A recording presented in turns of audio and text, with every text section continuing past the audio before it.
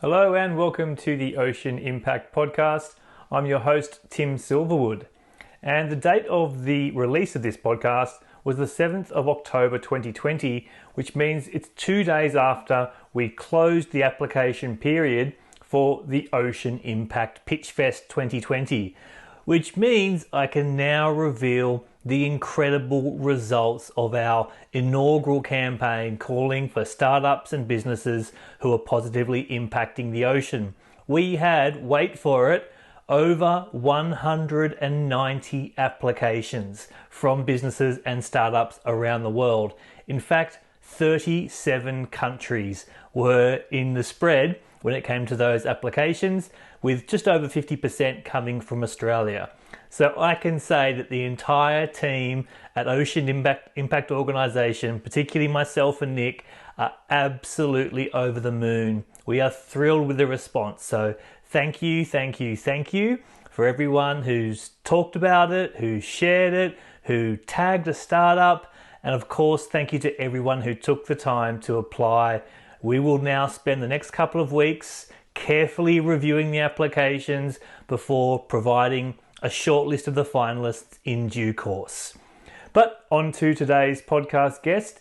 It is Layne Beachley, 7 times world surfing champion, regarded as the most accomplished female surfer of all time.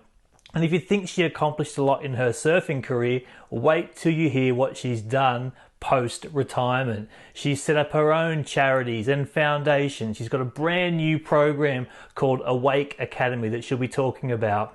Board positions, chairperson of Surfing Australia, and an incredible coach, mentor, motivational speaker.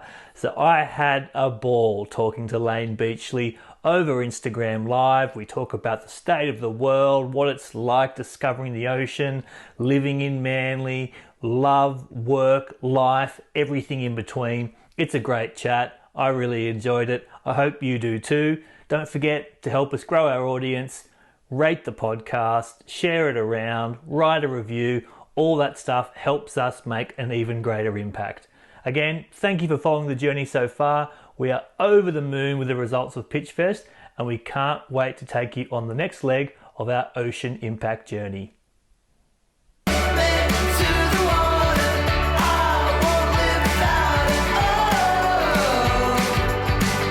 Take the ocean out of me. Hi everyone, Tim Silverwood here from Ocean Impact Organisation, and very pleased to be bringing you another in our Going Live With series. And our guest today will be Layne Beachley, and I'm really excited about this conversation. She's already on the ball and requesting to go live right now, so we will jump into this conversation with Layne very, very shortly. We're in the last week of Pitch Fest. Oh, there you are. Hey, Layne. Hi. How are you? Good. How are you? I'm good. Catching the last rays of sun on a beautiful spring day there. Love it. Yes. Are you in your place in the Northern Beaches? Yes. Yep. Nice. Queenscliff. Queenscliff. What a great part of the world. I'm a few beaches further north than you, up in Bilgola. Oh, nice. Yeah, but we share a mutual connection to Manly now, because that's where the headquarters of Ocean Impact Organisation are, and I'd love to talk to you a little bit about Manly today. Okay. But why don't we go right to the beginning? This will become an episode of the Ocean Impact podcast, and I really love when we bring on guests to dive deep into the ocean and the guest's relationship with it. Now, being a 7-time world champion surfer, you obviously have a deep relationship with the ocean, but maybe take us back to those early years and your first memories of the ocean. I first recall being plonked near the ocean before I could walk and just falling in love with nature. I fell in love with the feeling that it created in me, being on the sand, feeling the sun on my skin, the salt water, the smell of salt water. I mean, it's just classic Australia. And I was very fortunate that I was adopted into a beach-loving family with the last name Beachley and became a pro surfer. I mean, there's no more fortunate twist of fate. So falling in love with the ocean, I think, was just in my DNA ultimately, or it certainly became part of my DNA. So those early days of being on the sand and feeling and being immersed in salt water for the first time, was that in Manly, in around that area? Yeah, so I started surfing as a 4-year-old down at Manly, but even before I was surfing, my dad was, throwing me in the water and getting comfortable with that environment. So I learned to surf actually on the harbour side, waiting for the ferries to come in to produce a bit of boat wake, and I got comfortable on my KFC foamy. And then after about 4 years of age, I was over on the ocean side, catching waves and challenging all the boys out in the water. Does that competitive spirit, was that there from those very early days of your involvement with surfing? Yeah, absolutely. I've always been a real competitor. I've had that feistiness about me, and I've done a lot of emotional work. I've done a lot of reflection, and I'm a very introspective person. So we put it down to the fact that I was in a humidity crib for 6 weeks after I was born, and that fight to survive, I feel, is where the majority of my competitive spirit emanates from. And then I was just able to channel it into a sport that I became the best in the world at. But I also loved competing. I loved challenging myself, stepping outside of my comfort zone. I was competing in soccer, cricket, hockey, tennis, basketball, netball. I just loved competing. And there were sports that I competed in that I was absolutely abysmal at. And one of those was water polo. Maybe because my hands were too small, or perhaps it was the chlorine. I don't know, but there's just nothing quite like salt water. Stick to the salt water for sure. Yeah, exactly. So I've Actually, read that. You go. oh, sorry, I was just going to tell you a story very quickly about. I was at the London Olympic Games many years ago, as an athlete liaison officer, and being landlocked for 6 weeks in the middle of London made me extremely uncomfortable. The ocean is my place of solace. It's where I feel connected. It's where I feel most calm. It's where I feel the most freedom. And I didn't realize how much I was missing the salt water until I went to Barcelona straight after the Olympics for a holiday with my sister. And I dove in the water. And the minute I dove in the water, I started crying. It was almost like a Wow. homecoming. I didn't actually realize how distressed I was internally from my lack of salt water fix. And then I realized that 90% of our blood is salt water. So no wonder I'm so drawn to it. One Well, of the no, first 50% of our blood, sorry. One of the first podcasts that we did when we started the series was with a guy called Dr. Wallace J. Nichols, and he does a huge amount of work on the science of human relationships with water and what it does to us, the chemistry inside us. So I find that incredibly fascinating. I'm the same as you. Take me away from salt water, and I feel really corrupted and really disorientated. Yeah, totally. Very discombobulated. I feel like I've lost my center. I feel like I can't find any sense of calm or relaxation. I need to either be able to see it, smell it, or be immersed in it. Yeah. But I've got a bit of a meandering conversation ahead with a few conversation points. But given you've had such a long association with salt water and surfing, do you want to give us a bit of a glimpse at your sort of attitudes and thoughts on how you've seen the ocean change throughout your life? Is there a particular concern or issue that really bubbles to the surface when you think about the state of play with planet ocean, as we like to call it at the moment? Yeah, well, the state of play, when you first asked the question, I think about how dramatically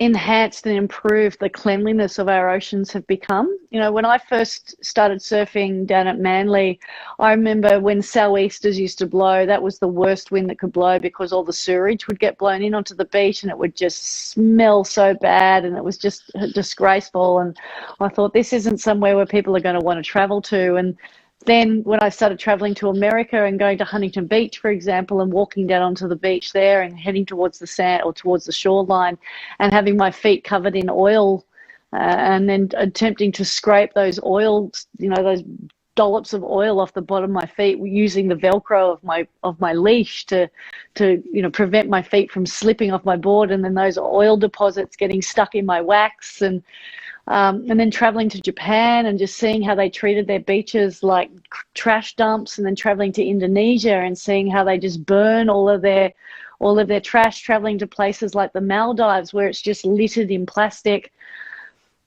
I was deeply distressed with how we were disrespecting our oceans. And I feel like it has a lot to do with our ignorance. We just don't realize that our oceans are what give us life. Our oceans actually are what give us oxygen. And if without the health of our oceans, we can't survive. And I don't know if many people actually realize that. And now, I think about how we're disrespecting our environment and taking it for granted on so many different levels. And I actually just posted something on Instagram about that in regards to, our current federal government's talking about a gas-fueled recovery. And I'm like, well, that's a real short-term and finite response to a long-term unsustainable problem, and that's the growth of our population, that's the destruction of our natural environment, it's the abuse of our natural resources, it's the shift and changes in the climates that are undeniable, it's the fact that our reefs are dying, and without our reefs we can't breathe. It's the destruction of our forests, and without our forests we can't breathe. It's our melting ice caps, and when they start to melt and all the carbon that's stored under that, there goes our atmosphere. Like this, I just don't think we truly understand how we're not guests on this planet. We're actually connected to it, and we need to start taking some ownership and guardianship of this planet, because every single one of us can make a difference. Every one of our voices can make a difference. And sometimes I think it's that apathetic mindset where it's like, well, I can't do anything about it, so let's just let someone else deal with it, or I'm not going to be around long enough to worry about it, so I'll just screw it up while I'm here and let someone else fix it. And that really distresses me, as you can tell. Absolutely. And no, thank you so much for sharing that. I mean, it's obviously a sentiment that I share, and most people tuning into this podcast will agree with. And, we have this incredible opportunity during this time of reset to devise a new vision for the future and a new version of leadership. Yet we just see the same old business as usual, helping your mates in these giant fossil fuel companies to persist with this stuff that we know is, killing our planet and making life harder for so many people. 100%. It's coal. Don't be afraid. Actually, I am petrified of the fact that we are addicted to the use of coal. Now, I'm not saying wipe out coal and wipe out fossil fuels, because I still use them. I have a diesel car. I have solar panels on my roof, and I look around the northern beaches, and there's so many roofs that are just bathed in sun that aren't actually taking the energy from this abundant resource that we have and feeding it back to the grid. But then apparently the grid don't want it because there's too much energy coming back into it. So therefore they can't make money from it. So it's finding that balance. But if we don't start looking for alternatives, then we're just going to keep doing what we've already done and create a whole lot more of what we don't want. Yeah. And I'm going to talk to you about leadership as we continue the conversation. But okay, let's go back to professional surfing. For those people that are tuning in that don't know the incredible story of your career, so let's kind of go through it. So, launching as a 16-year-old in 1988 onto the professional 1989. 1989. Oh no, sorry, you're right. Yeah, it was 88 when I had my first event as a 16-year-old. Yeah. And so then obviously, slogging it out on what I can only imagine would have been a very unique and testing sporting atmosphere as a female surfer, and going on winning your first world title at 1998, 6 consecutive titles, and then a 7th in 2006. But tell us a little bit about what that was like, being a competitive surfer in that environment in the 80s and 90s. It was really challenging. It was actually a bit of a bitch fest too. The girls, it was a really challenging environment, primarily because we all had a scarcity mentality. There was very little support from the industry. Actually, there was no support from the industry. There was very little support from mainstream. There was very little opportunity to promote and be marketed. Our governing body didn't even believe in us. And we certainly didn't have the respect or the support of our male peers. So it was every woman for herself. And fortunately, there was several that banded together. And there's a great movie coming out soon called Girls Can't Surf. And it's all about highlighting the plight of women surfing through the 80s and 90s and what we endured to ensure that the current generation are benefiting from the platform that we laid and my predecessors and their predecessors laid. So it was not as glamorous as it is today. You know, we used to sleep in our board bags. Pauline Mensah tells a great story about how, you know, after she won her first world title, her world title, she wasn't able to afford to go and do the tour. So if she received gifts, you know, it's like a bike as a trophy, she would sell it to then be able to afford to pay for accommodation at the next venue. Or she'd buy a whole bunch of Levi jeans in America and take them to France and sell them for 150% profit. She was very entrepreneurial. But they were the things that we had to resort to. And we not only had to deal with that, but we also dragged each other down because there was such a finite opportunity to succeed. And then we were also bullied by the industry once it started to explode. And oh my goodness, there's so many stories of just absolute torment. But on top of that, when I flip it around, I think, you know, it was such an amazing opportunity to do something different. And when I joined the tour, I felt like we'd lost the benefit of gender. I looked at all the girls and went, you're acting like men, you dress like men, you want to surf like men. It's all because you want the respect of the men, but we've lost the benefit of gender. And Lisa Anderson really broke down a lot of those barriers by embracing her femininity, her beauty, her style, her grace. She was one of the thought leaders behind asking Quicksilver to create a women's brand, which then exploded into Roxy, which then outsold Quicksilver. And, you know, it's really started a women's movement. And I just wanted women's surfing to be able to stand on its own 2 feet. So to see the governing body in 2019, the WSL, be the first sport in the world to announce pay equity just filled me with immense pride and satisfaction. You should be so proud of that incredible perseverance and endurance to see it out, to see, like you said, that pay parity in 2019 announcement. So when did you take it upon yourself, or were you invited to actually go into some of these leadership positions in the ASP and even now your role with Surfing Australia? Well, with the ASP, I wasn't invited. I just walked on in and just said, I'm here.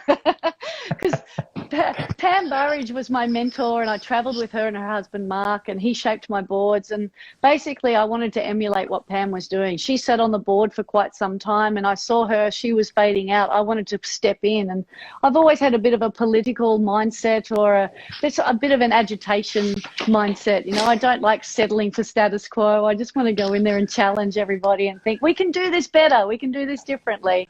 So I sat on the board. I was on tour for 19 years and I spent 15 years on the board, and relished in the opportunity to really make a stand and make a difference and take women surfing into a whole new realm. The opportunity to then become chair of Surfing Australia was something that was presented to me. And I must admit, at first thought, I literally almost put my hands like down in front of me in an act of defiance under the table. Like, no way. I mean, it's called chairman for a reason, right? I'm a woman. I'm not going to be able to fulfill this role. I talked myself out of it so many times.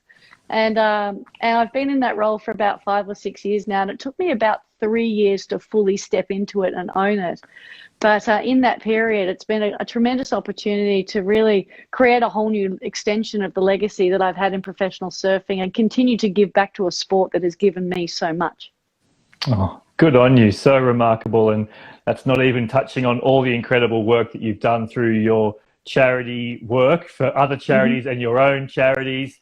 But let's even just do a quick fast forward to where you stand now in 2020. You've just launched Awake Academy, and this is, I'm guessing in your mind, the culmination of this incredible life experience that you've garnered and fostered to now be launching some programs to help other people with their journeys. You want to give us a bit of a spiel about Awake Academy? Sure, thank you. Yeah, it's been a brainchild for quite some time. So Awake Academy is focused on cultivating growth, happiness, and connection in humanity. I want to shortcut the struggle. During this pandemic period, we've seen a lot of challenges and a lot of setbacks, a lot of uncertainty.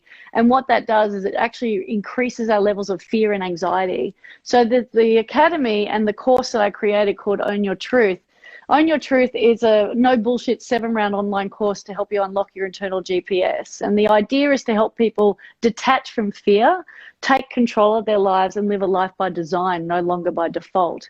And these are all the lessons that I learned throughout my professional surfing career. And I often say I'm a 7-time world champion. I'm the only athlete in the world to have won 6 consecutive world titles, the only surfer to have won 6 consecutive world titles, but 5 of them were won in a state of fear. Only 2 of them were won in a state of love. And so the difference is, world titles number 1 and 7, I absolutely loved every minute of it.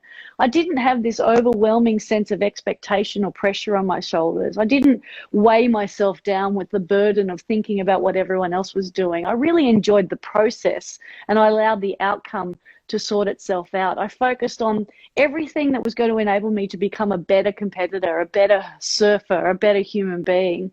And so at the end of the day, when I won the world titles, it was almost like a sense of elation. But 2, 3, 4, 5, and 6, they were just weighed down in fear. Like I had to win at all costs. And I was tagged as having the compassion of a tiger shark. And that was because I had zero empathy for myself or my peers. It's like, if you're in my way and you're trying to stop me from winning, I'm literally just going to bite you and let you bleed out as I swim past, because I'm on this relentless pursuit of winning.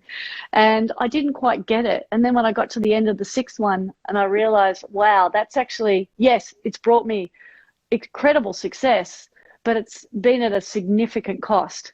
So when I reflected back on those costs and I looked at what I was and way I was behaving and how unsustainable it was, I thought, I want to create a course to help people detach from fear, bring back the fun, and help them find their flow. So stop investing in struggle, stop investing in fear. There is another way, but you have to be open-minded enough to do that. So that's what Own Your Truth is all about. So helping people own their truth. And it's basically an awareness of your feelings, an awareness of your judgments and your stories and your triggers, and then alignment with who you truly are, alignment with your dream team, and then an awakening of your spirit by bringing in more fun, more celebration, more play, and taking ownership of the choices that you make on a daily basis, so you can truly own your truth. A little passionate about it, aren't I? Well, yeah, and I think that there's so much to it, not only all those incredible learnings and skills and knowledge that you've been able to gain over your years, but also the time, this 2020, like you said it before, it was a brainchild. It's probably been in there in the shadows for a while, but what was it about 2020? Was it the timeline that was always projected, or was there something special about this unique time in the human story that meant this is the year we get this thing out there and let it do its thing? Well, I literally started working on it in 2018, and it was while I still had my own charity, Aim for the Stars, which was a 15-year charity. It provided financial and moral support to young girls and women across Australia to achieve their dreams in music, science, business, sports, academia, you name it, we supported it. And so after 15 years of providing about $1 million in scholarships to over 500 young girls and women, my passion started to wane. And it was requiring me to invest in doing things a little bit differently. And I realized that the more I invested in that, the less I was able to invest in something new. And I felt like that Aim for the Stars had really outperformed the expectations I had for it. So it was time to close it down and start focusing my attention on something else. And Awake Academy just organically grew because I was developing online platforms or developing online education as I was doing it myself, because I took a snapshot of my life and I was doing between 45 to 60 talks a year, and I was on the road 180 days a year. And I thought, that's unsustainable. I mean, I'm literally telling people to do or not to do what I'm currently doing. So I needed to literally take a stock take of my own life and step back and go, well, how can I make this more sustainable? And also, how can I increase my impact? Because when I get on stage, I share so much and so much depth of information that it's almost like I feel like I vomit on my audience. It's like, okay, you deal with that. Bye. And so I wanted to create a platform where they could come onto a safe and secure and well-supported space such as Awake Academy and find a tribe of like-minded, growth-minded individuals and self-pace their own development. And that's what this course is all about. Oh, well, I can't wait to see how it goes. And obviously, anyone who's interested should go and check it out. There's lots of wonderful information on the website and on the socials. What about some of the other work that you've done? So, obviously, you mentioned the Aim for the Stars and the incredible impact that had, but you've also been such a passionate voice for other initiatives and organisations. So, maybe talk about some of those environmental programs that you've lent your name and time to over the years, namely WWF and Planet Ark, and I'm sure you've been very supportive of many other ocean conservation projects as well. Yeah, I'm basically an advocate for every ocean conservation program you can think of. It's sometimes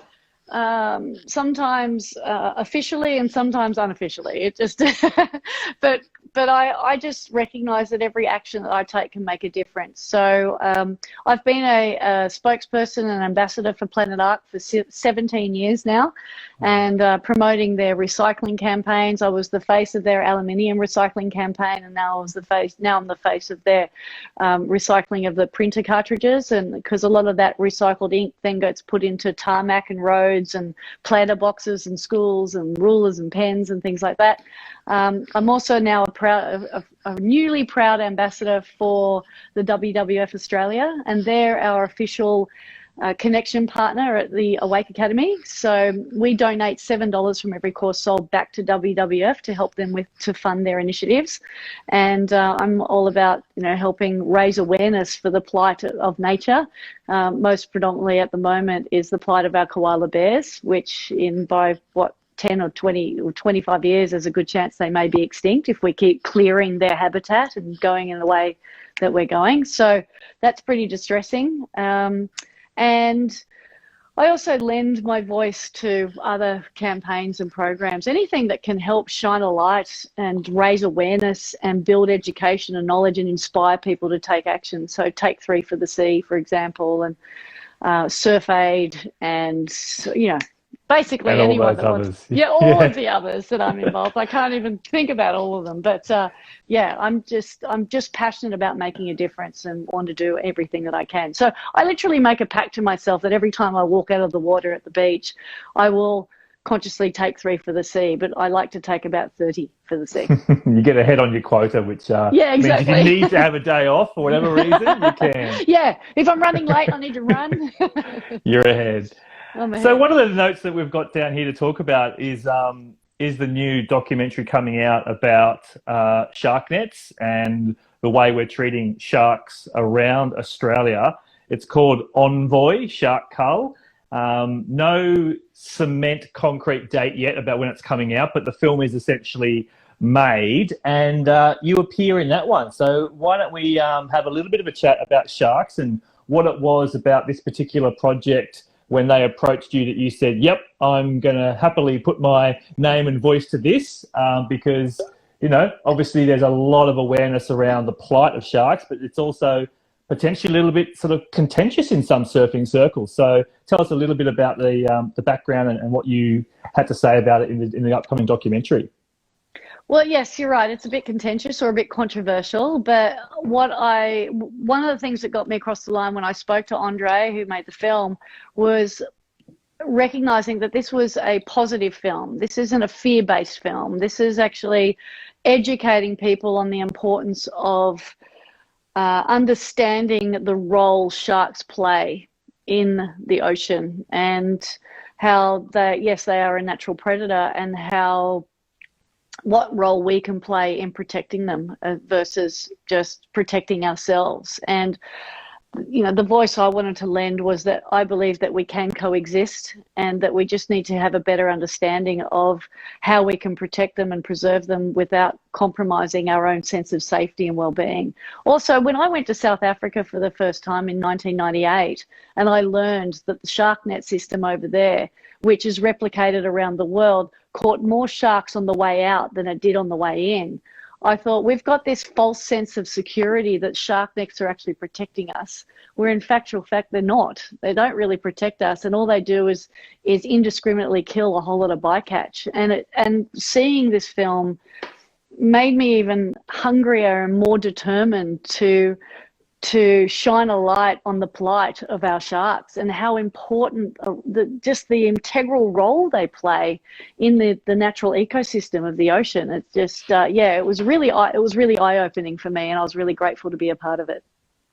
Yeah, well, we can't wait. We haven't laid our eyes on it yet, but we can't wait to see it. And we actually have got a podcast with Andre, the director and the man behind Envoy, ready to come out. So we'll have to maybe fast track the release of that podcast to sort of coincide with this one with you. And it sort of goes back a little bit to that conversation we were having before around this disconnection. Like, we've so happily put that label on sharks, and we put that label on shark nets, and the media's jumped on it just to sort of say, oh no, that's what we do to falsely perceive that we're protected. But we need to follow the science and the data and make informed decisions, which is unfortunately, back to the earlier conversation, so lacking, like around the energy debate for the future and the way we're treating, habitat for koalas. It's all about this disconnection and not following the science.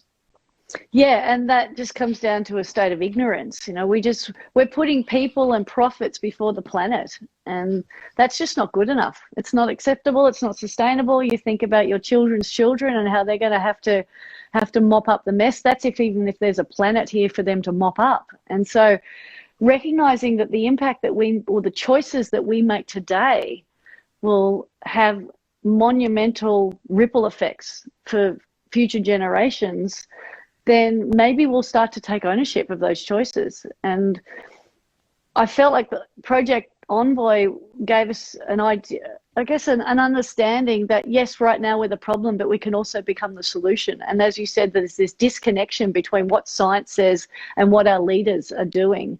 And our leaders are saying, well, we want to protect our people, but at the cost of our planet and the cost of our wildlife and the cost of nature, which is actually the one thing that gives us life. Then not having that connection and understanding is where we cause all of this dissent and antagonistic kind of anger and frustration and blame and criticism. We all started pointing the finger outside of us. And it's like, you know what? I would just love to see some ownership and leadership within our federal government that says we respect the planet. I haven't seen that yet. Throw into the mix a very broken information ecosystem with social media and fake news and some media that are skewed towards certain political persuasions. And you really do understand why we find ourselves in the predicament that we are in. Yeah. What is it that Ocean Impact Org wants to do? Like, how is it that you're kind of managing or attempting to mitigate this challenge or this issue?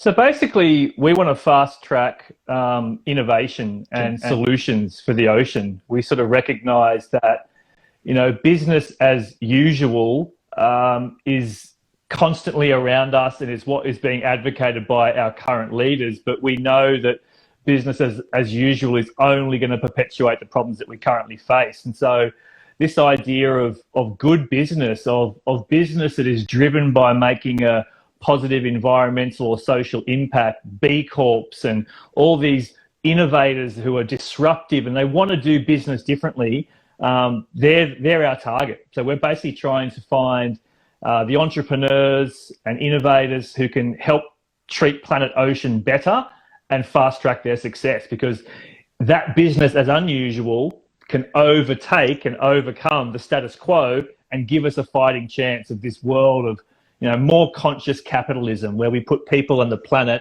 at the center of our decisions, not as a collateral damage approach. I love that. Yes. Conscious capitalism. So, at the moment, for example, back to sort of the Envoy shark cull film, I understand that a part of that conversation that they bring up is on, well, what are the technological solutions? What are the innovations that can say, you know what, we don't need those lethal shark nets anymore, because there's smarter shark nets like the ones that are being developed in South Africa and over in Fremantle in WA that don't trap and maim and kill innocent marine life. Like, there's obviously technology around drone surveillance. There's obviously technology around other solutions. Like, if the solutions exist, why are we sitting here debating? It's like Damon Gameau's 2040 film. the solutions are here. Why are we having a debate? Why are we subsidizing all these industries that are causing harm? That's where the attention and the money needs to be going. Exactly. So why aren't we?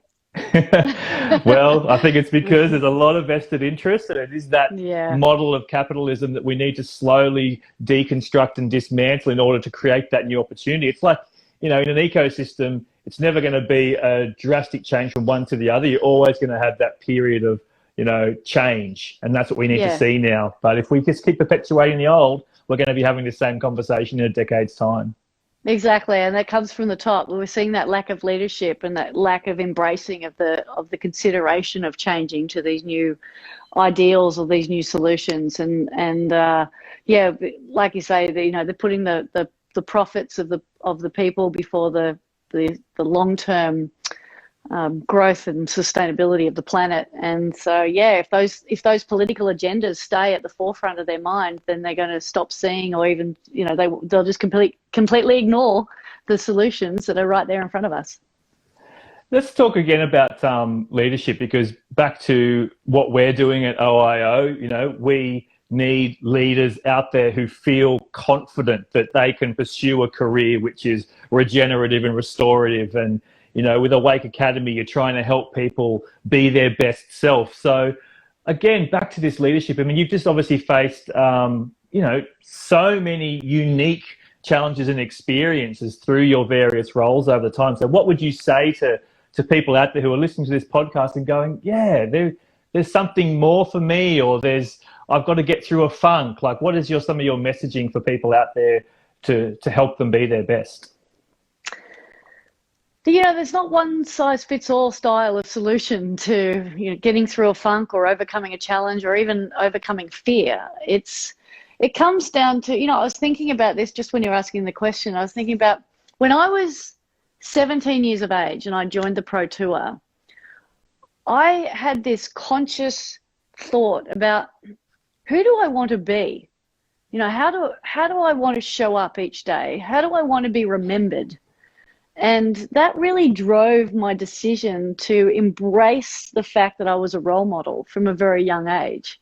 Anyone who stands firm in their values, anyone who's willing to voice their opinion without fear of retribution or ridicule, and stand strongly enough to have their strong beliefs lightly held, to where they're not easily persuaded, but they are open to hearing other people's opinions and learning from other people's experiences and knowledge. That's the kind of leader I wanted to be.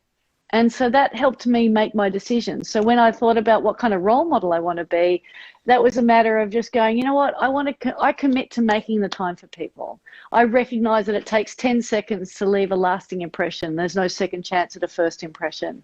I recognize that my words have weight. And there was times when I abused that privilege. There was times when I took that for granted. There was times when I used my words incorrectly, and I've hurt people and I've ruined relationships and I've burned down bridges, and I've learnt from that. But ultimately it comes down to asking yourself, who do you want to be? And what impact or what difference do you want to make on the world? I love that. Beautiful words. Thanks. Tell us a little bit about Manly. I mean, Manly is a place in the world that is really, it's always been a part of my life, obviously being an Australian and growing up on the central coast of New South Wales. We know Manly, but now that I am living and working in Manly or close to it, my co-founder's also there. Describe Manly to the world and why it's so special for you, this part of the world. They're better off Googling it than me describing it, because I've got a real, sometimes I have a rose-tinted lens of Manly and sometimes it's a bit grey, I think about my childhood, especially my teenage years, when I encountered a lot of threats and hostility and challenges. Manly is divided by two very aesthetically pleasing stormwater pipes, and those stormwater pipes pretty much divide territories along the beach. So you've got South Stain, which is where Kitty's Corner is, which is where I grew up and honed my skills and my foamy. Then I graduated from there up to Mid Stain, which I stepped off my foamy and had to move past, where they put up these yellow signs, or maybe sometimes they're black and white with a line through them, basically says no surfboards past this point. So once I once I stepped onto a fiberglass surfboard, I had to get out of Kitty's Corner and move up to Mid-Stain. And I found a whole new tribe up there, a whole tribe of guys. It was me and 14 guys. And we used to hang there all school holidays, all weekends, after school. I never wagged school. I really want to declare that. I never wagged school. I finished my HSC, but surfing was just my passion and the sport that I kept thinking about, daydreaming about, wanting to be a part of. Then I actually started my own board riders club. I was the president of this 14-man and 1-girl board riders club. And that went for a couple of years. And then I joined Queenscliff Board Riders, which is right up the northern end of Manly. And I kind of skipped past North Stain. But when I think about North Stain, that's where the best surfers are. That's where the best waves are. And that's where I copped the most amount of hostility and harassment. You know, guys would be paddling up to me and going, "You're a girl, get out of the water," and just look at them and go, "What are you doing out here then?" You know, I had to stand up. Play back, yeah. Yeah, I had to give it back. But then there was times when I didn't really have the courage or the strength or the fortitude to give it back to them. So I would paddle in and go somewhere where I had a friend or an ally that said, "You know, I believe in you. You've got what it takes." So Manly brought the best out of me, but it also challenged me to stand up and fight for what I believed in. But it's 1.5 kilometres of beautiful sand. Sorry to interrupt your beautiful podcast experience, but I just wanted to jump in and remind you that in order to help us grow the crowd of ocean impact supporters out there, we really do need to see this podcast reach more ear canals. So, would you kindly consider subscribing? Would you kindly consider writing a review? And if you love an episode, please share it around. We're blown away by the support, but with more listeners, we can make an even greater impact. Has there been times in life where another part of the world was luring you in for a long-term stint and stay, or have you always felt very anchored and gravitated towards where you still currently live? I'm still very anchored and gravitated towards Manly. It is the most appropriately named beach in the world, but in saying that, there are a lot more women out there now. It's not so manly as it used to be. I did live in Hawaii for about 5 years. I had a boyfriend over there, a guy called Ken Bradshaw, who is a larger-than-life character. He introduced me to toe-in surfing and really made me a formidable competitor in big waves, especially at Sunset Beach, which is where we lived. And I fell in love with Hawaii the moment I went there. I mean, my dad took me, instead of going to schoolies in 1989, my dad took me to Hawaii. And I remember sitting on the beach. It was like I think it was at the time, it was the AAA Billabong Pro, and or 5A Billabong Pro, and I remember sitting on the little platform on the beachfront, just mesmerized by the enormous amount of power and awe of nature over there, because the ocean is so much more powerful, and I just fell in love with it, and so I couldn't wait to get back there the following year just to sit in the channel and just to watch it. And then I became quite a dominant force out at Sunset Beach because of my love affair with it, and also my willingness to take the poundings when they came. So Hawaii has always held a very special place in my heart, and I still love going back there to visit. What's your relationship with surfing like nowadays? It's a love affair. It's an addiction. It's my happy place. I love surfing more than I've ever loved it in my life. So today, of course, my expectations are a lot more measured than they used to be. You know, I don't go out thinking about a heat I have to surf or a performance that I have to measure up to. Today I paddle out with the freedom to have fun. If I do one turn that stokes me out, I'm satisfied. I'm like, all right, my work here is done. Or maybe I can do another one.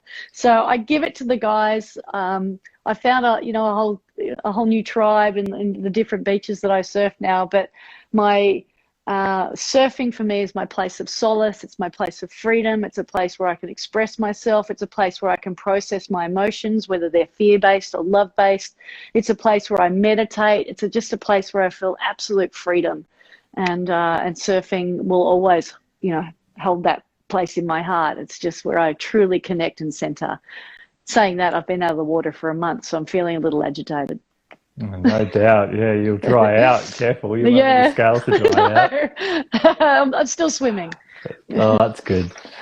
Look, Layne, I always like to hand it over to our guests for some final words, and maybe there's something that was triggered by today's conversation that you want to dive into a little bit deeper, or something that you just want to talk about. So I'll leave it to you for some closing words, and of course a final call to action for people to follow your journey and look further into your projects.